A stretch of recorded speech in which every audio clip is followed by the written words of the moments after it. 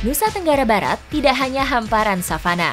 Tersembunyi di bawah air, provinsi ini juga memiliki panorama dunia bawah laut yang mempesona.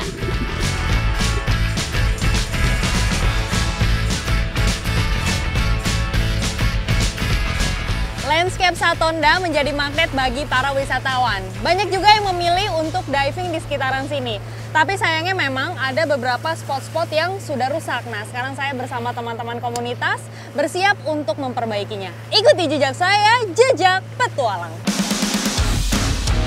Konflik kepentingan manusia dengan alam seringkali meninggalkan bermacam kerusakan.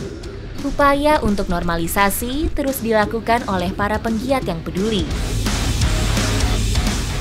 Sekarang saya bersama Bang Erik dan juga Bang Edi sudah ada di titik untuk pengambilan bibit. Nah ini ke bawah itu kurang lebih kedalamannya 5 meter, jadi nggak terlalu jauh. Perlahan kami turun menuju dasar laut untuk mengambil bibit jenis karang bercabang. Karang ini memiliki laju pertumbuhan yang cepat jika dibandingkan dengan jenis yang lain.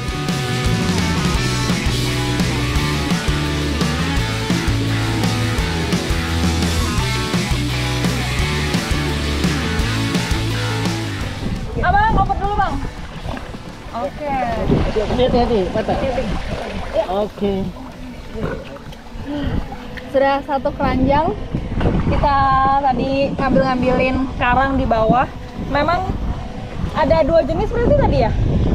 Yang karangnya tanduk. Karang tanduk sama karang piring.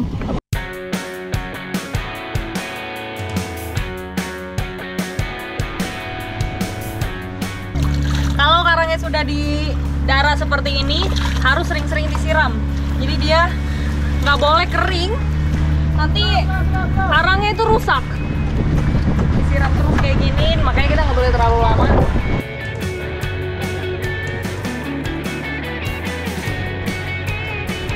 Ini kita juga sambil milihin karangnya, jadi dipilih yang paling bagus. Kalau sudah warna hijau kayak gini, yang udah berlumut, itu nggak bisa dipakai karena dia nggak bisa tumbuh lagi.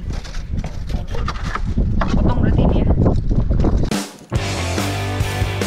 Lumut yang tumbuh di atas karang akan menghalangi sinar matahari untuk fotosintesis dan nutrisi yang dibutuhkan.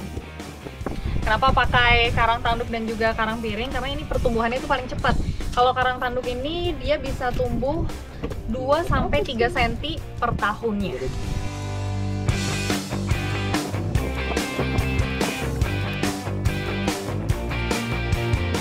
Menanam terumbu karang ini sangat membutuhkan kerangka seperti ini. Jadi dia nggak bisa ditanam secara langsung di pasir karena dia nggak punya akar. Jadi dia butuh bantuan supaya pertumbuhannya juga baik.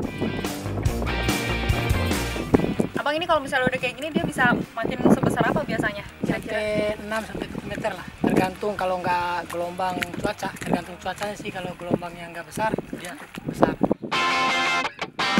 Sambil menunggu kerangka lainnya siap, invertebrata laut yang sudah terpasang sempurna selanjutnya digantung di tepi perahu. Kerangka yang digunakan untuk karang piring bentuknya seperti piramida. Tidak seperti karang tanduk, jenis karang ini tumbuh menyamping. Ini ngikatnya harus benar-benar kencang karena kalau misalnya longgar nantinya dia akan lepas lalu stres dan malah mati. Dan karang yang sudah di atas permukaan gini itu biasanya langsung berlendir. Jadi tanda-tandanya kalau dia mati itu lendirnya hilang, makanya kita nggak boleh terlalu lama. Hati-hati ya. Kerangkanya sudah siap untuk diturunkan ke bawah. Jadi sistemnya kita nanti bolak-balik. Karena memang ini tidak terlalu dalam, sekitar 3 meter. Kita turunin ke bawah, nanti naik lagi ke atas untuk ngambil kerangka lainnya.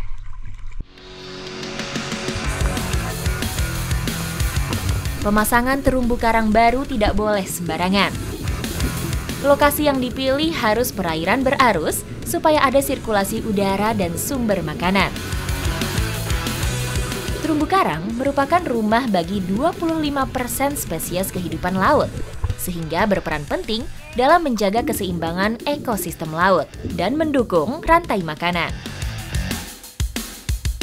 Tadi bisa ngelihat secara langsung hasilnya itu setelah berapa tahun yang dibawa tadi? 3 tahun. Tadi karang piringnya benar-benar mekar, besar sekali, bagus banget. Happy ya Bang ya? Happy. Kalau ekosistemnya terjaga, ikan-ikannya juga akan semakin banyak perkembangbiakannya, dan yang pasti manusianya juga ikutan happy.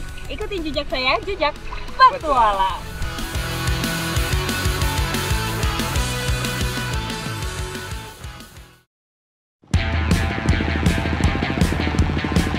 Selain sapi, Nusa Tenggara Barat juga dikenal sebagai lumbung jagung nasional.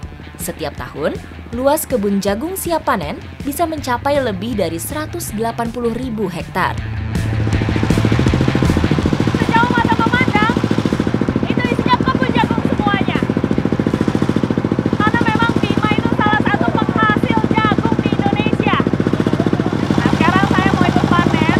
Ikuti jejak saya, jejak Petualang.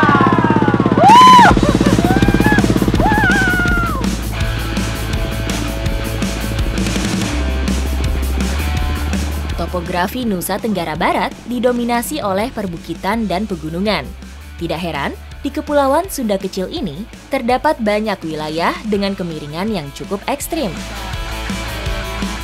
Target panennya itu 12 ton. Bayangin sebanyak apa. Cara panen jagungnya, jadi ini tinggal dipetik aja bagian jagungnya kayak gini. Lalu batangnya dipotong dan diturunkan ke bawah sambil diinjak supaya nantinya bisa jadi pupuk organik. Selain memanfaatkan batang dan akar menjadi pupuk kompos, cara seperti ini juga mempercepat proses panen. Kalau sudah selesai panen kayak gini, itu biasanya lahannya dibiarkan saja. Nah, nanti pada bulan Agustus mereka biasanya bersih-bersih lahan. Dan awal bulan November itu baru ditanami lagi pas curah hujannya mulai tinggi. Jadi benar-benar mengandalkan air hujan. Musim hujan membuat ketersediaan air di wilayah ini cukup tinggi, sehingga menjadi waktu yang tepat untuk proses tanam.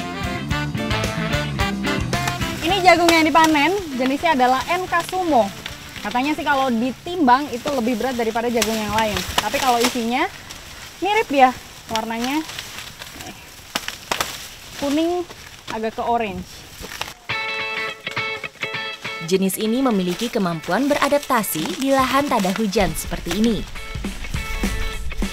Nih kalau sudah dikumpulkan kayak gini, dimasukin ke karung, beratnya ini ada 30 sampai 40 kiloan. Dan karena memang berat sekali, posisi juga di lereng, makanya biasanya kita turunin ke bawahnya itu menggunakan sling.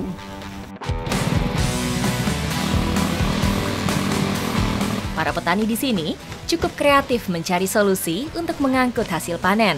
Karena tidak ada alat transportasi yang bisa diakses, mereka memindahkan hasil panen dengan memanfaatkan mesin sepeda motor yang sudah dimodifikasi. Jadi cara kerjanya ketika slingnya mau naik, itu kita harus ngegas. Nah, seperti naik motor, jadi masukin gigi 1 sambil digas terus sampai dia naik. Jadi kalau mau tambah kecepatan, gigi 2 gitu Pak? 3. Gigi 2, gigi 3. Persis kayak naik motor ya. Dan kalau mau nurunin, itu kita pakai yang netral, tinggal diulur aja ke bawah. Jagung hasil panen mudah terserang jamur. Karena itu, para petani di sini biasanya langsung mengeringkannya 24 jam setelah panen.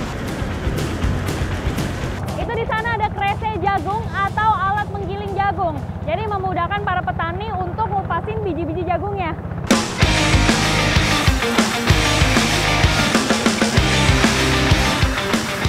Kalau jagungnya sudah berbentuk biji-bijian seperti ini, itu dijemur 2-3 hari. Tapi kalau curah hujannya lagi tinggi, itu bisa sampai 1 minggu.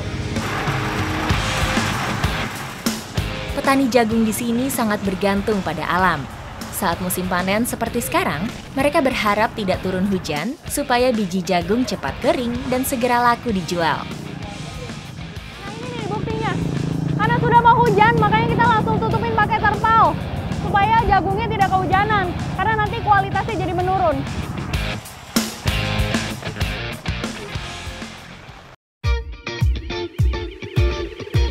Populer sebagai lumbung jagung nasional, Kabupaten Bima juga memiliki turunan olahannya yang tidak kalah menarik.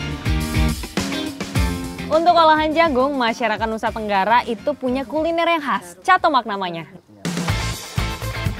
Catemak jagung dibuat dengan menambahkan aneka bahan lainnya, yaitu kacang tanah dan kacang hijau. Ini dimasaknya juga nggak bisa langsung berbarengan, jadi dipilihin dulu dari yang memang paling keras sampai yang paling cepat matang. Tambahan bahan lainnya adalah labu kuning dan daun kelor.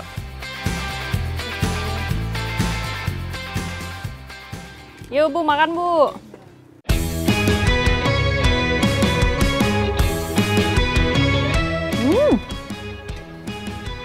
Bu, enak Bu rasanya? Iya.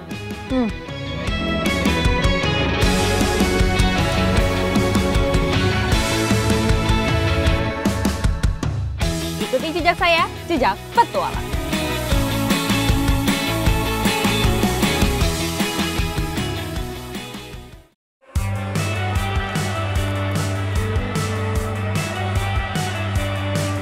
Perhelatan budaya tradisional di tengah modernitas zaman yang terus bergerak merupakan oase sekaligus pengingat akar leluhur sebuah masyarakat. Seperti Festival Rimpu Mantika yang digelar di Kota Bima, Nusa Tenggara Barat. Untuk sejenak, warganya serentak mengenakan pakaian yang membawa mereka ke masa lalu. Ayo Bu. Permisi. Ya. Sekarang saya ini mulai mengenakan rimpu colo namanya. Iya. Jadi penutup kepala ini memang biasa digunakan perempuan kalau mereka lagi keluar rumah. Sejak pukul 6 pagi, puluhan ribu masyarakat Bima sudah berkumpul di lapangan Pahlawan Raba. Hari ini masyarakat Bima berkumpul antusias sekali, ramai-ramai untuk merayakan festival tahunan yaitu Festival Rimpu Mantika. Ikuti jejak saya, jejak petualang. Festival Rimpu Mantika bukan sekadar parade kostum biasa. Perayaan ini diambil dari kata rimpu, yaitu cara berbusana masyarakat Bima dan Dompu dengan menggunakan sarung khas kebanggaannya. Rimpu ini dibagi menjadi dua, yaitu rimpu cili dan juga rimpu colo. Kalau rimpu cili itu yang hanya kelihatan matanya saja dan biasanya digunakan untuk anak-anak gadis. Kalau rimpu colo yang mukanya kelihatan seperti saya ini, dan itu digunakan kepada ibu-ibu yang sudah menikah. Di balik gemerlapnya pakaian adat yang dikenakan para peserta, terkandung makna kesopanan dan keanggunan, terutama bagi perempuan Bojo. Kain yang digunakan ini namanya adalah tembeng goli. Jadi ini merupakan ciri khas dari Festival Rimpu. Ini kainnya memang dibuat nyaman, panjang, jadi bisa menutupi badan juga sampai ke bawah. Dan bahannya juga adem banget, Bu. Pada zaman dahulu, jenis dan motif rimpu yang dikenakan perempuan Bojo dapat menunjukkan status sosialnya. Perempuan bangsawan biasanya mengenakan rimpu dengan motif yang lebih rumit dan bahan yang lebih mahal.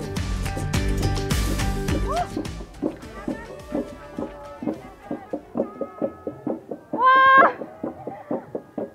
Jadi saya tiba-tiba dilempari beras kuning, itu artinya menyambut tamu yang datang dari luar Bima. Bongi Monca dalam bahasa Bima berarti menabur beras kuning. Merupakan ritual untuk memberi penghormatan kepada para tamu. Menurut kepercayaan mereka, tamu yang datang dari luar Bima dianggap akan membawa rejeki.